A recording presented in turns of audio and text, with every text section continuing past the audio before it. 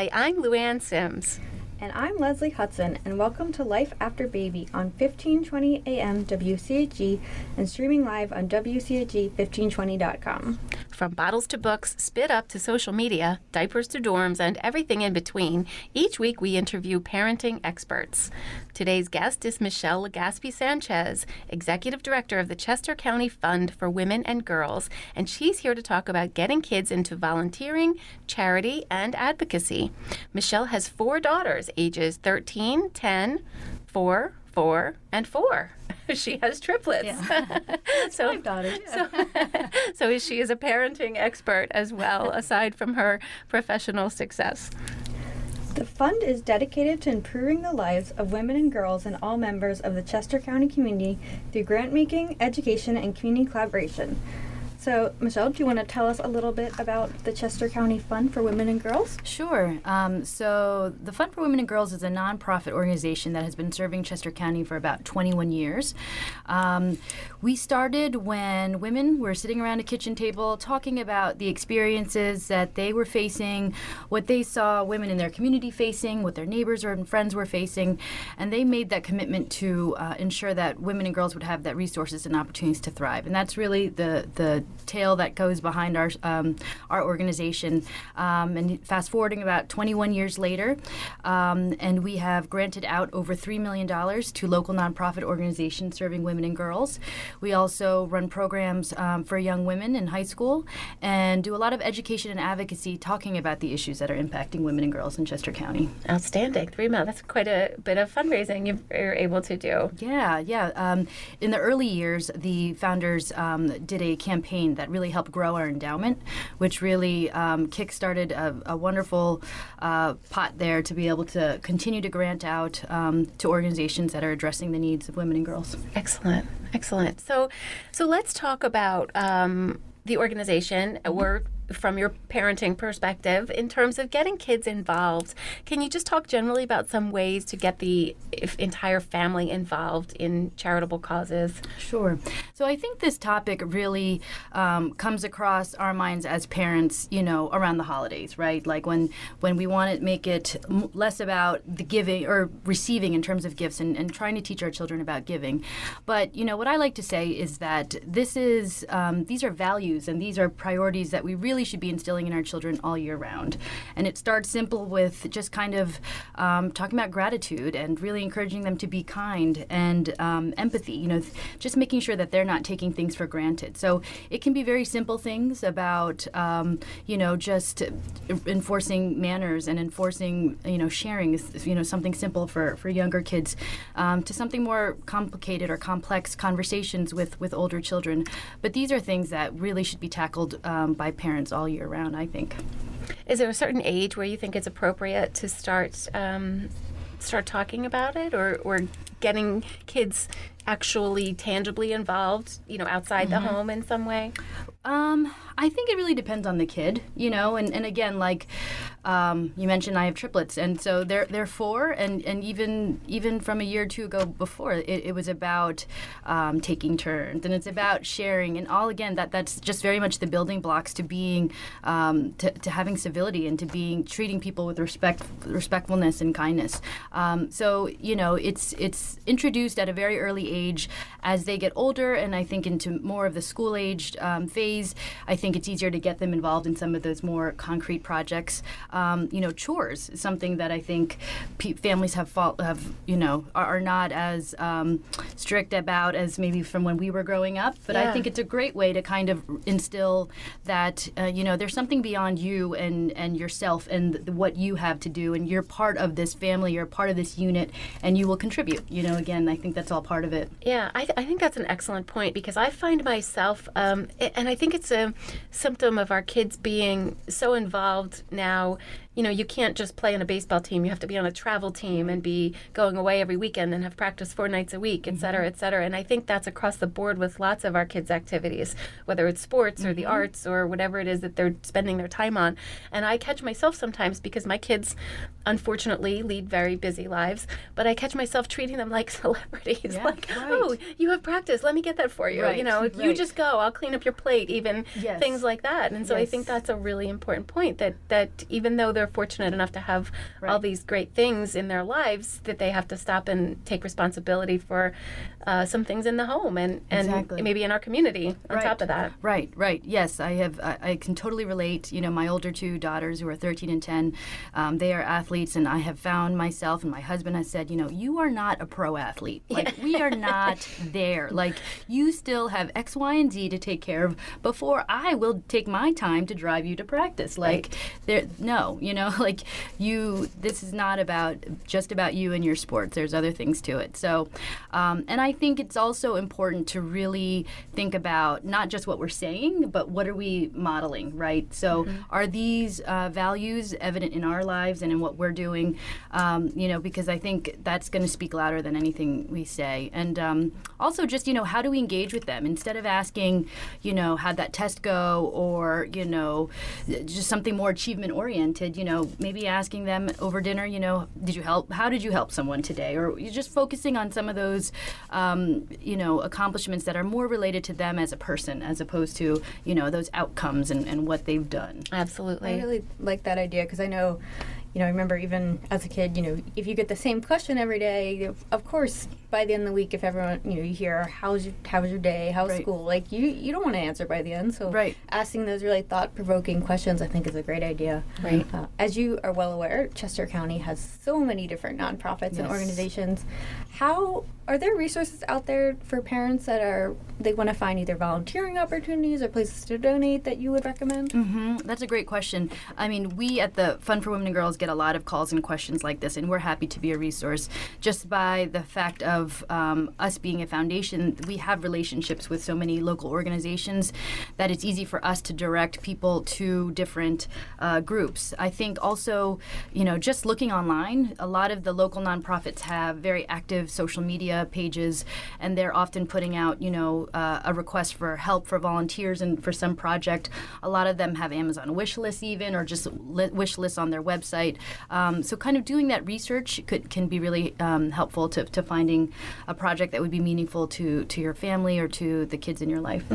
I think that's another good thing to note, that it doesn't have to be you're putting on your old clothes and going to rake leaves for a whole day. It could be something very simple to pack up your old towels and take them to a dog shelter or a pet and animal shelter that can use them, and explain to the kids what you're doing. And not only are you being environmentally friendly, and upcycling your old things that you don't need anymore, but you're showing them that there are ways to help people. Now, not that you can't throw on your old clothes and go rake leaves for somebody, because that's good too. Right. But just some simple things, and if you educate along the way as to why you're doing it, I think it does have an impact over time. I agree. I think that education is key. That opportunity for conversation with your kids is really important. And I think it's just as you said, like it's great when it's something that they give of themselves or give of what they already have, because it's often they don't have the concept of money, that it's not felt to them, that sacrifice. And so engaging them in service or engaging them in giving something that's important to them is really helpful. And sometimes, unfortunately, with a lot of the service projects, like going to Safe Harbor in town here, where you're able to serve lunch, sometimes those opportunities are not available to young children. And so that can be a barrier. But often, what we've done or what I've seen other families do is, your family can engage in a collection drive, right? And they can, so these are things that they can talk to their friends or their neighbors about, collecting coats for kids and, why they're doing it, and then going to that organization just to drop it off. And so they can see and get a taste, even if they're not old enough to really be able to be there and participate and volunteer on a regular basis. Yeah. I used to work for a nonprofit, and we often found that, when we asked for money, we'd get one reaction, but when we said, hey, this money is going for X, Y, and Z, or when we said, hey, we ran out of this item, we need more, people flooded our mailboxes with those items. So I think, like you said, I think especially since kids don't understand money, they can say, oh, well, I love my coat and I know how warm I feel in the winter, but if someone doesn't have it, it's easier for them to figure out that connection. Right. And especially if, as people have really busy schedules, as you guys are well aware, being able to just, even as a family, go on Amazon and have it sent right to the organization is a quick and easy way to to make a difference. Right. Yeah. Yeah, good point. Because we tell them generally, like, be a good person, do good things, be kind. But what does that mean? Yeah. It might mean, giving someone your old coat or buying someone a new coat or standing up for someone who needs help. I know my proudest parenting moments are, you spoke to this, Michelle, not when my kid performs well in the athletic field, but when they tell a story about, some kid fell today and I helped him pick up his books, or this kid was getting picked on and I intervened, or, things like that, where they're, they take some bravery or they step outside themselves, to do something like that. So. Yeah, and I think, there's opportunities even within families, right? So I come from a large family. I have 5 of my own, but, I'm one of 6. And so when we get together for family gatherings, there's people of all ages, right? and my kids love being with their cousins more than anything.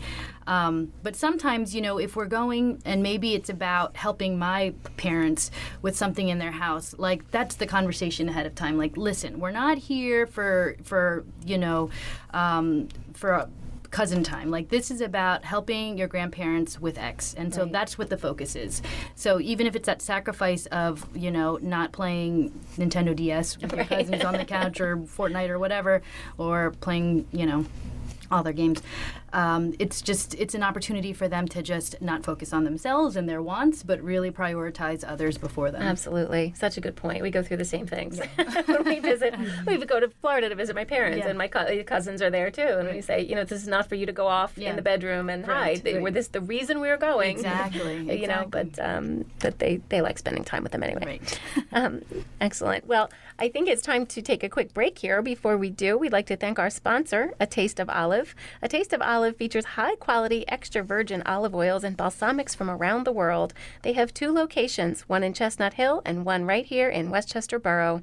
You can also find them online at atasteofolive.com, and you can use the coupon code FAMILY for 10% off your order. So visit them in person or online at atasteofolive.com. We'll be right back with more Life After Baby.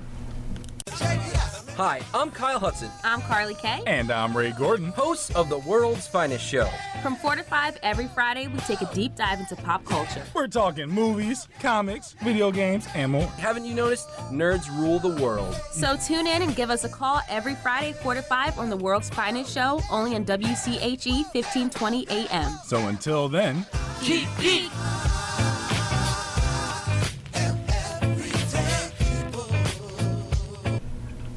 Welcome back to Life After Baby. I'm Luann Sims, here with Leslie Hudson and with Michelle Legaspi Sanchez, Executive Director of the Chester County Fund for Women and Girls.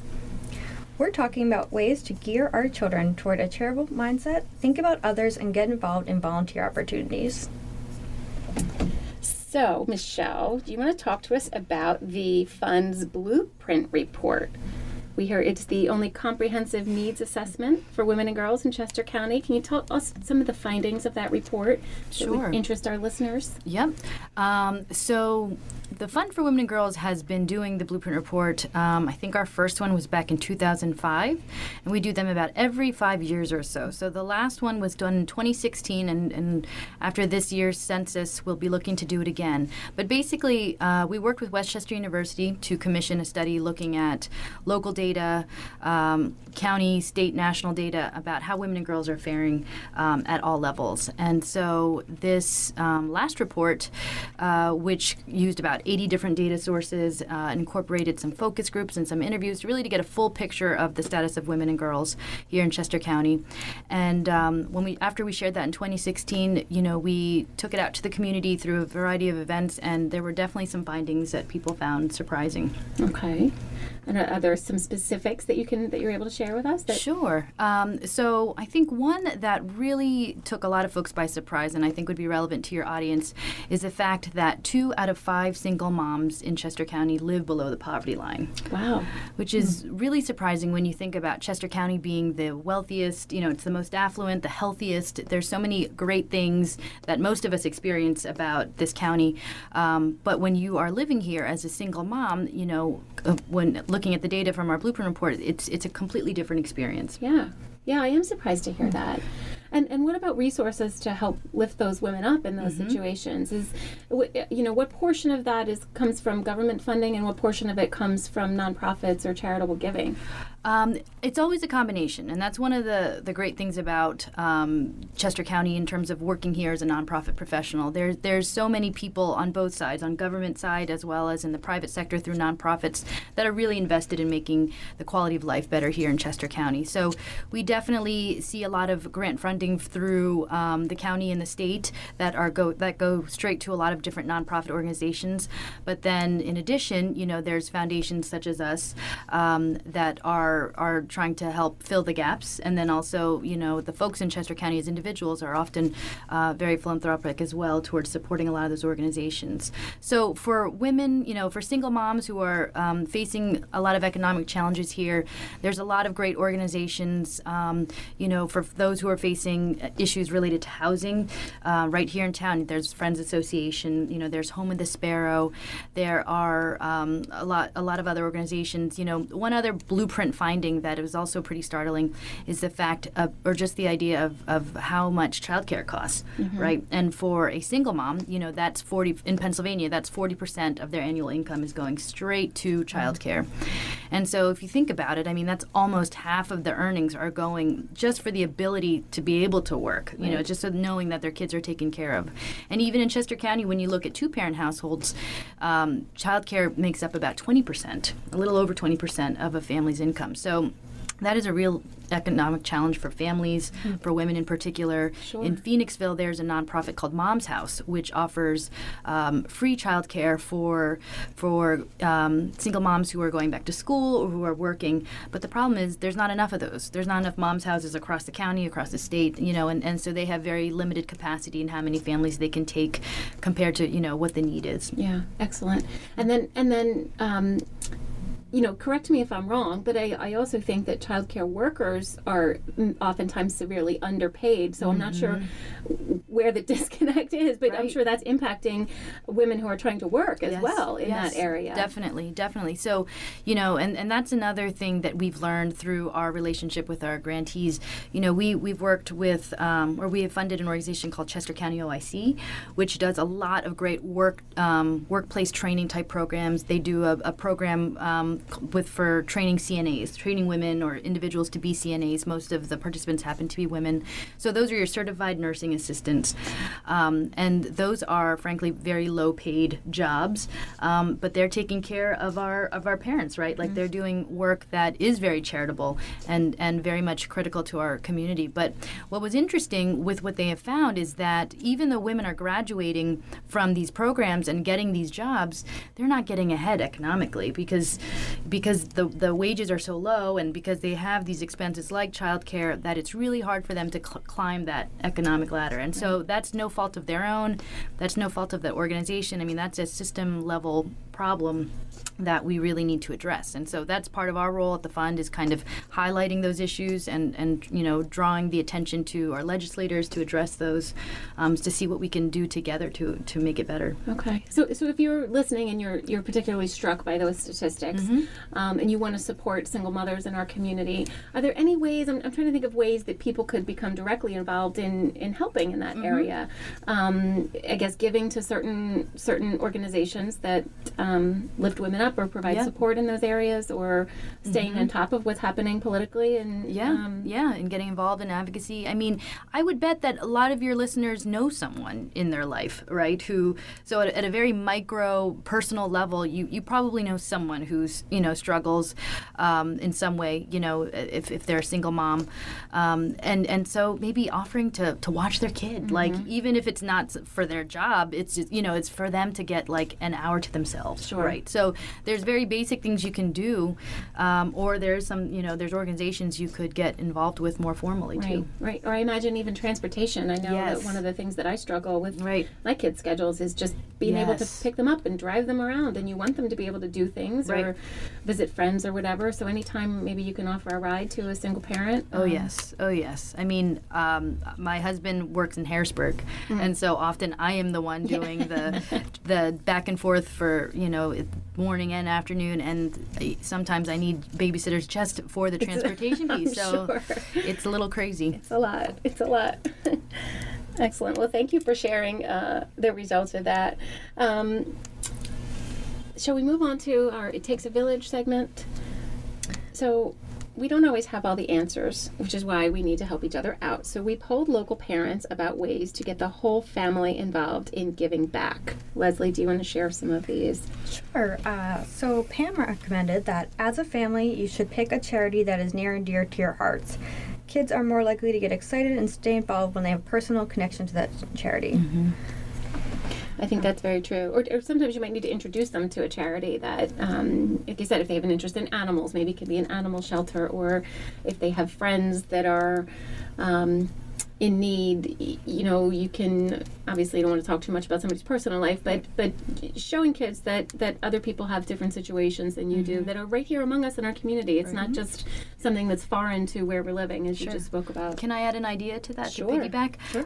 One thing we did with our girls is, even from their very first Christmas, we started a scrapbook for them, for each of them, where we would pick a nonprofit or a cause when they were really little to make a donation in their name. And then, so that was documented every year with a Christmas picture and then a letter from us to them about why we picked that. And then as they get older, they're now able to pick the nonprofit of their choice.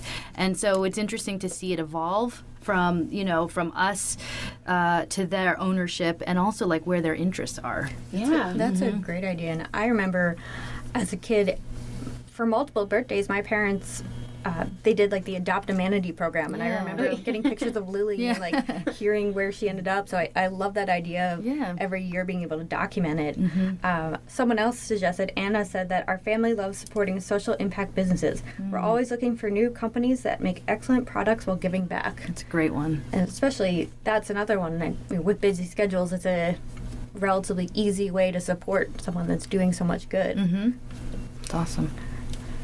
And then our last one, Bill said during the holidays we host a give back party.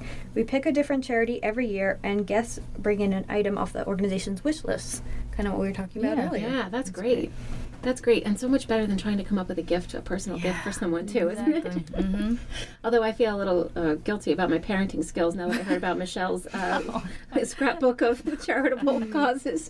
Leslie, your baby is young enough that you can start that. I will keep that in mind. Yes, yes. My kids have just gotten a lot of Legos and stuff like that. Oh, they got that too. All right, Michelle, since you have 5 girls, we think you're a perfect candidate to take our parent pop quiz.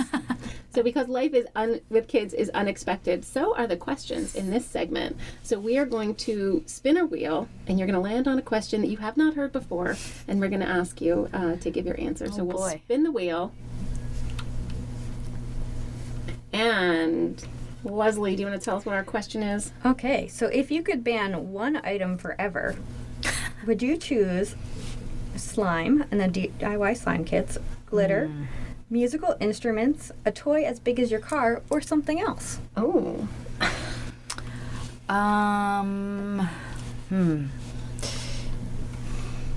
I would say probably the first thing I'd ban is the kinetic sand.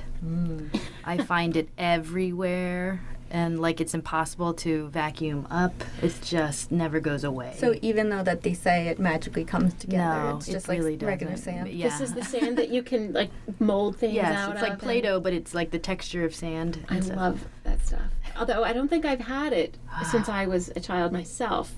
So I don't know if it's improved or deteriorated since then, but I'm feeling the urge to go get some. Yeah, I mean, it's fun, you know, at first, and then when you start to find it absolutely everywhere, then it's got to go. It's no fun anymore. All right, we will not get you any of that for Christmas. Don't get that for my kids, please, no. Okay. So today's episode was brought to us by A Taste of Olive. From host gifts to the perfect present, they have everything you need to make everyone in your list holly and jolly. Thank you for tuning in to Life After Baby. We are out of time for today. Life After Baby was created and produced by Leslie Hudson, hosted by Luann Sims and Leslie Hudson. Our theme music is by Doug Keller. We'd like to thank Michelle for joining us today. You can find the Chester County Fund for Women and Girls at CC. You say it, Michelle. www.ccfwg.org. There we go. And on Facebook, this might be an easier search, at Chester County Fund for Women and Girls. Yes, thank you. When the kids are finally asleep, visit our website at lifeafterbabyshow.com. Find our podcast wherever the finest podcasts are found, and follow us on Instagram and Facebook at Life After Baby Show. And don't forget to take care of yourself so you can take better care of them.